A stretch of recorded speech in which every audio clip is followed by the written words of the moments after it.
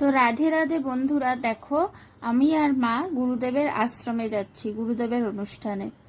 তো গুরুদেবের আশ্রমটা ছোট বোনদের বাড়ির সামনেই, তার জন্য আমরা খুব ওখানেই আগে গেছি। এই যে রিক্সা করে গিয়ে তারপর খানিকটা হেঁটে গিয়ে ওদের বাড়ি, তারপর গিয়ে সোনামাকে এই যে সাজিয়ে দিয়েছি, দেখো কি সুন্দর সেজে গুজে তারপর নাচ করছো। তো সবসময় নাচ চলছেই আর মুখে গান। তো এই যে নাচ গান এসব করে তারপর আমরা ওদের বাড়িতে একটু চা খেয়েছি, খেয়ে তারপরে এই যে আশ্রমে যাচ্ছি। তো সবাই মিলে গেছি, মেজো কাকিও এসেছিল, খুব মজা হয়েছে। এই দেখো আমাদের গুরুদেবের আশ্রম খুব সুন্দর সাজানো গোছানো।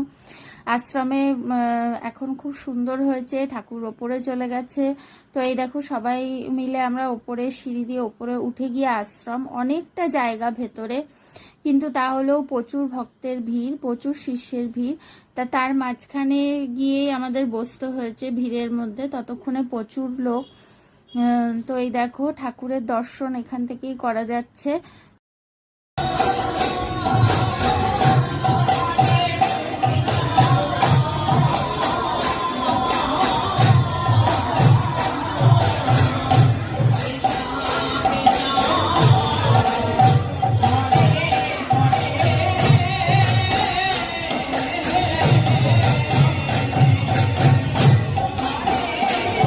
তো এইভাবে আমরা এখানেই বসে আছি সবাই।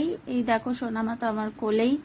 তারপরে ওই দেখো মা আর মেয়ে কেমন কথা বলছে তার মাঝখানেই, আর আমিও আমার মেয়ের সাথে খানিকটা কথা বলেছি খানিকক্ষণ।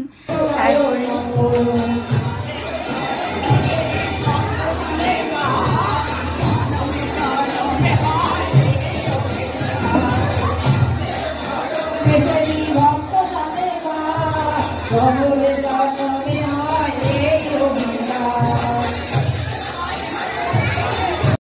তো খুব নাচানাচি করেছি ঠাকুরের নামে, খুব আনন্দ হয়েছে, খুব আনন্দ করেছি আমরা সবাই, সোনামাও আনন্দ করেছে। তারপরে দেখো প্রসাদের লাইনে দাঁড়িয়েছি, তারপর প্রসাদ নিয়ে আমরা বাড়ি চলে এসেছি সবাই।